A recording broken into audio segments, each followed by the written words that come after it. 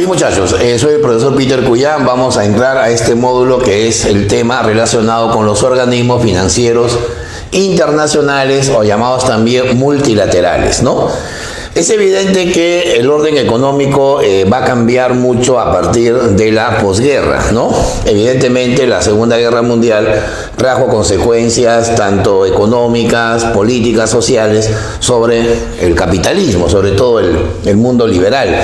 Y entre ellos evidentemente estaba, por ejemplo, el inicio de la Guerra Fría, ¿no? Estaba también el milagro económico alemán, el milagro japonés, ¿verdad? La descolonización de los países dependientes, los países que estaban bajo el yugo, ¿no?, del imperialismo, y todo eso es una especie de caldo de cultivo que va a generar que aparezcan organismos que permitan no solamente prestar dinero a las economías que buscan salir de la crisis financiera, sino que también den soporte técnico, ayuden a combatir la pobreza en el mundo. No olvidemos que la cuarta parte del mundo es extremadamente pobre. Entonces, todas esas situaciones van a generar que estudiemos el tema llamado los organismos financieros multilaterales, ¿ya? Bueno, ¿cómo se definen? De esta manera. Son las instituciones de crédito y de cooperación, ambas actividades se complementan, presto plata y te ayudo, ¿no es cierto?, que nacen a partir de la posguerra en el ámbito del sistema financiero internacional. Vamos a decir que la pionera, ¿no?, de estos organismos financieros es una ciudad muy pequeña en Estados Unidos, en el estado de New Hampshire, ¿no?, que es la ciudad de Bretton Woods, ¿no?, donde en julio de 1944 se llevó a cabo dicha conferencia. O sea, fue casi durante la Segunda Guerra Mundial, casi en los finales de la Segunda Guerra Mundial se lleva a cabo esta conferencia, ¿no? Es una conferencia que va a generar la aparición de dos organismos, ¿no?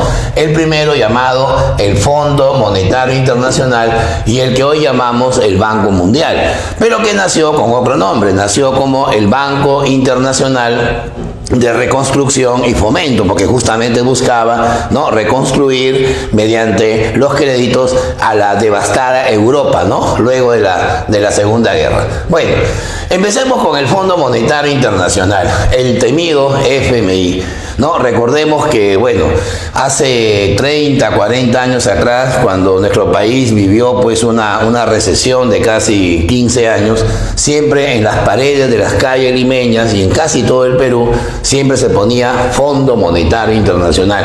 Le echábamos la culpa de nuestra crisis financiera, de nuestra crisis social, de nuestra crisis económica en sí. Pero tiene que ver, vamos a analizar y vamos a sacar algunas conclusiones. Bueno, primero vamos a decir así, ¿no? El Fondo Monetario es la institución central, o sea, la más importante del sistema monetario internacional, que obviamente tiene relación tanto con el sistema de pagos, o sea, lo que es el endeudamiento externo, es como un garante de la deuda externa. Si tú te llevas bien con el Fondo Monetario Internacional, del cual eres miembro, obviamente como país, vas a tener el crédito, la confianza para que los banqueros internacionales, para que los proveedores internacionales, para que los gobiernos de otros países evidentemente miren a ese país deudor con buenos ojos, ¿no? Es como una especie de aval, de garante, ¿no?, llevarse bien con el Fondo Monetario.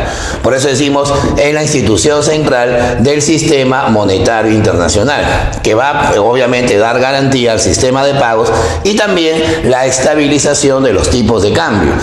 ¿Por qué el tipo de cambio debe tener cierto nivel de estabilidad? Ya sabemos lo que es tipo de cambio. Cuando los tipos de cambio tienen oscilaciones muy rápidas, o sea, es muy volátil el tipo de cambio, va a afectar la estructura del comercio. Por ejemplo, ¿quién no quisiera tener un dólar ahorita de 6 soles? ¿Quiénes quisieran tener un dólar de 6 soles? Los exportadores.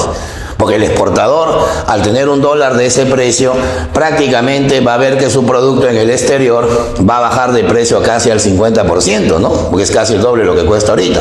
Entonces, implicaría que ese exportador, al momento de vender al exterior, va a recibir más la moneda nacional. Pero evidentemente esa medida traería como consecuencia encarecer los insumos importados y por lo tanto generar pues una inflación brutal dentro del país, ¿verdad? O sea, la alteración alteración del dólar, la alteración del tipo de cambio puede generar evidentemente una inestabilidad económica. Entonces, para que los países mantengan pues un tipo de cambio estable, un tipo de cambio de equilibrio, como se le conoce en economía, para eso existe el Fondo Monetario. El Fondo Monetario te va a dar no solamente la asistencia financiera, también te va a dar la asistencia técnica, ¿no? O sea, te va a poner una misión de economistas, te va a poner asesores economistas de los principales países desarrollados que te van a venir a dar recomendaciones, te van a dar tips, me dejo entender, sobre cómo mantener un tipo de cambio estable, ¿no?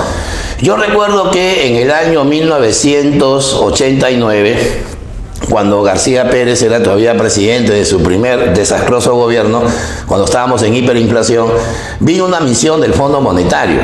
Y lo que le recomendó, no a él, sino al nuevo gobierno que iba a entrar al siguiente año, era que lo primero que tenía que hacer era eliminar el control del tipo de cambio, ¿no? En ese tiempo el Perú tenía el dólar MUC, tenía un dólar controlado que generó pues una hiperinflación, un hipersubsidio que finalmente pues nos afectó como economía mundial, ¿no? Nos quitó la imagen frente a la economía mundial. Por eso que el fondo tiene ese conjunto de asistencias que van a buscar, como lo dije hace un instante, la estabilidad en el tipo de cambio, ¿ya?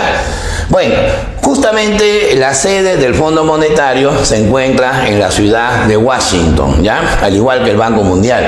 En la actualidad tiene 184 países miembros, ¿no? Para ser miembro del Fondo Monetario debe ser miembro de las Naciones Unidas. Pero hay algunos países que son miembros de las Naciones Unidas que no están en el Fondo Monetario. Por ejemplo, Corea del Norte es un país, ¿no?, que no está dentro de la esfera monetaria internacional. Cuba tampoco es miembro del Fondo Monetario Internacional. Países generalmente de la órbita socialista, Mongolia, por ejemplo, no es parte del Fondo Monetario. Entonces, es evidente que el manejo del Fondo Monetario tiene pues una arista netamente pues liberal o capitalista, pero esa es la estructura que domina hoy la economía mundial. Bueno, propósitos del Fondo Monetario, o sea, ¿cuáles son los objetivos de su funcionamiento? Vamos a considerar ahí 4 objetivos fundamentales. El primero es el más importante, ¿no? El Fondo Monetario, a través de su asistencia financiera y cooperación técnica, va a promover la estabilidad financiera, o sea, una balanza de pagos equilibrada, un endeudamiento adecuado, sostenido para un país, ¿no es cierto? Y también la cooperación monetaria internacional. Ahora vamos a explicar cómo funciona esa cooperación monetaria. Segundo propósito, facilitar el comercio internacional. Es decir, el Fondo Monetario promueve a través de las políticas comerciales que los países puedan tener mayor facilidad para el intercambio, exportar más, ¿no?, reducir las barreras de protección, ¿no?, promover que las economías sean más, digamos, eficientes, tengan más productividad. Todo eso busca el Fondo Monetario, ¿está bien? Porque una economía que tenga un comercio internacional sólido le va a dar también solidez a su sistema financiero, ¿verdad? Además, también busca promover un crecimiento económico sostenible. El crecimiento económico es la base para el desarrollo, todo el mundo lo sabe, pero el crecimiento económico debe ser sostenible en el tiempo. Tú puedes crecer 10 años de manera muy piramidal, muy ascendiente, ¿no? Pero en algún momento tu economía se puede caer. Es lo que le pasa, por ejemplo, ahorita a la economía mundial, ¿no? Una pandemia, un virus, algo invisible, se ha, digamos, derrumbado a la economía en el mundo, ¿no? El Perú, por ejemplo, este año va a tener una recesión de casi menos 15%. Que va a generar que regresemos pues a niveles de vida de los años 90. O sea, todo lo que hemos avanzado de repente en 25 años se retrocede por apenas un año. ¿Te das cuenta? Por eso es muy importante que el crecimiento económico sea sostenible, salvo que hayan pues estas situaciones exógenas como una pandemia que al final no es culpa ni del fondo, ni del gobierno, ni de la propia economía. Es algo externo, ¿no?, que evidentemente se busca combatir. Y obviamente también otro propósito que es importante, que está dentro del desarrollo, es la reducción de la pobreza. Porque si un país reduce la pobreza, tiene mejores ingresos. al tener mejores ingresos, produce más. Si produce más, vende más al exterior y le va a dar soporte comercial, soporte financiero, pues, a su economía, ¿verdad? Bien, ¿cómo se sostiene el funcionamiento del Fondo Monetario Internacional? O sea, ¿de qué manera funciona, pues, este organismo tan importante? Para eso, el fondo se llama así porque tiene como soporte monetario las cuotas que aporta cada país. O sea, es como decir una cooperativa de crédito donde todos aportamos y cuando queremos un préstamo le pedimos a la cooperativa. O sea, le estamos pidiendo a todos los socios, ¿verdad? Cada vez que el Perú le pide un préstamo o algún país le pide un préstamo al Fondo Monetario, le está pidiendo un préstamo a los 183 países restantes, porque no olvidemos que son 184, ¿verdad? Bueno, una observación. Las cuotas, o sea, los aportes que haga cada economía, dependerán del tamaño que la economía tenga de cada país.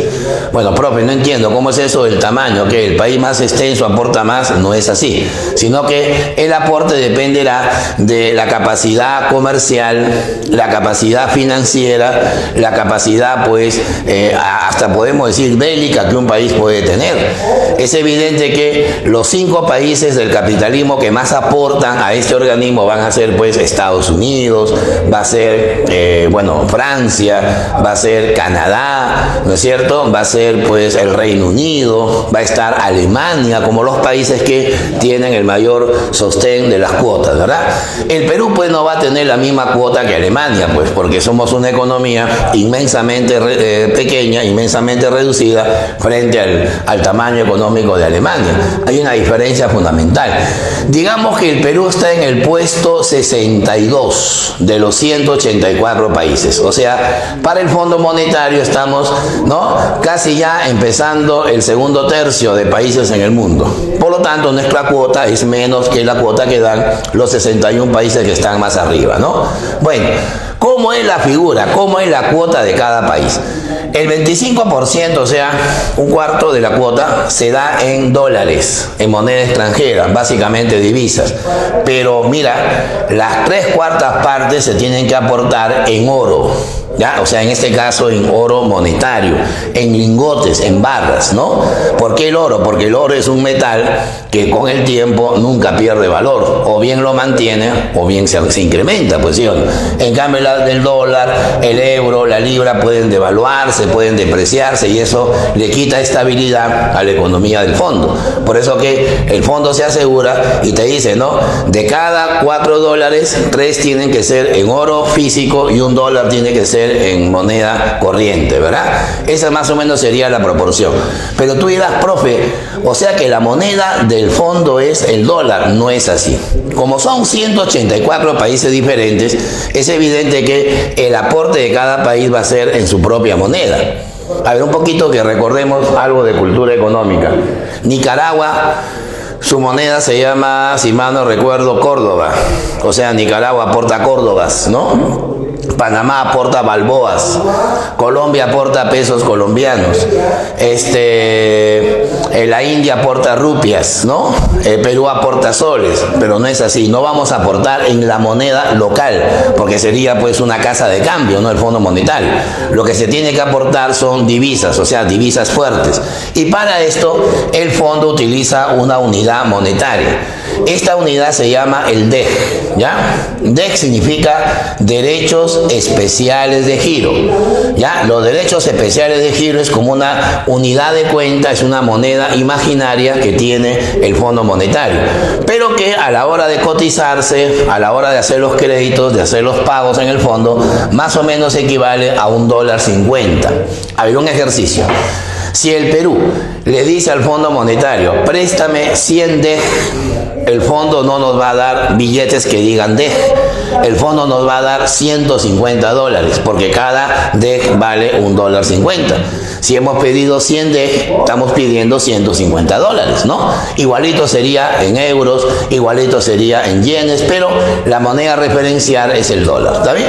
La cotización del DEG dependerá de la estabilidad de la economía mundial. Si la economía mundial este año, pues, va a tener un proceso recesivo, que es la pandemia económica en general, el DEC va a tener un problema también de caída, ¿no? Y va a hacer que las economías sean menos sólidas frente a la crisis mundial, ¿no? Bueno, vamos a ver ahora los créditos que da el Fondo Monetario, ¿no? ¿Qué tipo de préstamos otorga el Fondo Monetario Internacional? Es bien facilito, mira. Primero está el tramo de reserva. Acá hay crédito como cancha, hay crédito para todos. Luego viene el tramo ordinario y por último el servicio financiero ampliado. ¿Cuál es la diferencia? El tramo de reserva es inmediato. Un país le dice al fondo, solicito un préstamo ¿de cuánto? 25% de mi cuota. ¿Por qué el fondo se lo presta al toque? Por una razón. Porque el país está solicitando solo una cuarta parte de su propia cuota, de su propio aporte. O sea, ni siquiera compromete $1 de los demás países. Ni siquiera compromete ni la mitad de su cuota. Por eso que el fondo le dice, a ver, ¿cuánto tienes de cuota? 500 millones de, ya dale 125 millones. Te da hasta la cuarta parte. Es un préstamo que se puede recibir con bastante facilidad, con bastante rapidez. Luego viene el tramo ordinario. El tramo ordinario, bueno, es un préstamo también relativamente rápido, pero tiene que ser previa evaluación, ¿ya? ¿Por qué? Porque ahí el país lo que pide ya no es el 25%, pide el 125%. O sea que está pidiendo toda su cuota y encima 25% adicional. O sea que ya está comprometiendo el dinero del resto de países, sobre todo los países, esos 5 que mencioné, que son los que más van a aportar.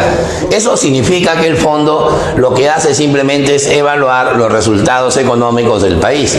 Cómo va su PBI, cómo va su balanza de pagos, qué le ha pasado al tipo de cambio en los últimos 2 o 3 años, y sobre esas variables que son rápidas de reconocer, el fondo te dice sí o te dice no. Si te dice no, piña, pues no tienes crédito. Pero si te dice sí, te lo va a prestar, pero te va a dar condiciones de pago que van a ser muy rápidas también. Si es un crédito rápido, también hay que devolver rápidamente, ¿ya? Porque estás comprometiendo algo del dinero del resto de socios. No se olviden que el fondo es un club de tías, es un club de socios, ¿no? Bueno, y luego viene este sí, es bien difícil, ¿ah? Es como un sueño. Servicio financiero ampliado. El servicio financiero ampliado significa que el país, mira, bien mandada, solicita hasta el 450% de la cuota. O sea, estamos pidiendo toda nuestra cuota, prácticamente nos estamos yendo, y encima pedimos 350% más. O sea, estamos pidiendo el dinero del resto de países, obviamente de los 5 países que más están aportando. ¿Quién se pone saltón ahí? Francia. Se pone saltón Estados Unidos, se pone saltón Japón, Canadá, Alemania, los países que más van a aportar, ¿no es cierto? Entonces, eso significa que el fondo te dice, tranquilo, te voy a prestar, pero primero te vamos a mandar una misión, ¿no? Una misión es un grupo de economistas de esos países, generalmente son europeos o norteamericanos, que vienen al país para observar cómo va la economía del país. O sea, vienen a ver al enfermo presencialmente. Ya no lo hacen por Zoom, ya no lo hacen virtualmente, lo hacen de manera presencial y evalúan. Es más, hablan con el ministro de Economía, hablan con los demás ministros relacionados, hablan con el presidente y eso sí, le dicen ya, no hay problema. Vamos a darte el préstamo, pero eso sí, fírmame la carta de intención. ¿Qué es una carta de intención? Es una metáfora que se usa en las finanzas del fondo, por la cual el país se ve obligado a firmar las recomendaciones que le da el Fondo Monetario. El fondo te dice, te voy a prestar el 450%, pero tienes que tomar estas medidas, ¿no? O sea, eso significa que el país como Estado pierde su soberanía. Porque al final el presidente va a tener que ejecutar medidas que él no ha planteado, sino que se las están planteando los países más ricos. O sea, vamos a hacer, como quien dice, genuflexos, ¿no? Vamos a arrodillarnos frente al imperio del Fondo Monetario. Por eso es muy importante no pedir en este caso este préstamo, porque si no lo pides, no vas a comprometer tu soberanía. Pero al final es algo normal, porque los países, ¿qué tienen que hacer? Cuidar su dinero. Si yo le pido al banco un préstamo de 100 soles, el banco, es más, me lo va a regalar. ¿no? Otra cosa, si yo le debo al banco 100 soles, ¿no es cierto? El preocupado soy yo, porque el banco me va a mirar mal. Pero si yo al banco le debo 1.000.000 de soles, el preocupado es el banco, ¿no? Porque ya no me interesa tanto que me mire mal, sino el monto que le estoy debiendo. Por eso que acá el fondo te impone medidas que tienes que cumplir, si no, por más que tengas soberanía, tu economía se puede venir abajo, ¿no? Bueno, y ahora vamos a su hermano gemelo, el Banco Mundial. Igualito que el fondo, su sede se encuentra en Washington porque fueron creados, ¿no?, en la misma conferencia, pero tiene 5 miembros más. ¿Por qué? Porque hay 5 países, te menciono uno, se llama Belice, es un país, ¿no?, caribeño, que si bien es cierto pertenece al Banco Mundial, es un país relativamente pobre, pero sin embargo no integra el Fondo Monetario. O sea, hay 5 países que integran el Banco Mundial, pero que no son parte del Fondo Monetario. Después, todos los países que integran el Fondo Monetario también están en el Banco Mundial. Bueno, el Banco Mundial es una fuente, o sea, es un origen de la asistencia técnica y financiera para los llamados países en desarrollo. O sea, el Banco Mundial te presta dinero y también te presta tecnología, te presta desarrollo tecnológico, te presta recomendaciones técnicas, ¿no? Técnica y tecnología se deben complementar. Aunque claro, históricamente el Banco Mundial, de manera inicial, de manera primaria, se llamó el Banco Internacional de Reconstrucción y Fomento. Porque es obvio, ¿no? Al terminar la Segunda Guerra Mundial, la zona geográfica más devastada en el mundo era Europa. Y por tanto había que reconstruir la economía europea. ¿Cómo se reconstruye? Mediante los créditos que inicialmente otorgó el BID, pero que ahora se llama el Banco Mundial, ¿ya? Propósitos del Banco Mundial. Primero, financiar los proyectos de inversión e infraestructura, ¿no? O sea, lo que busca es que los países tengan obras, ¿no? Obras que queden para el desarrollo sostenido. Por ejemplo, una hidroeléctrica. ¿Quién la financia? El Banco Mundial, con las cuotas que cada país va aportando, lógicamente, ¿no? Por ejemplo, la construcción de puentes, ¿no? La construcción de hospitales, ¿no? La construcción de colegios, ¿no?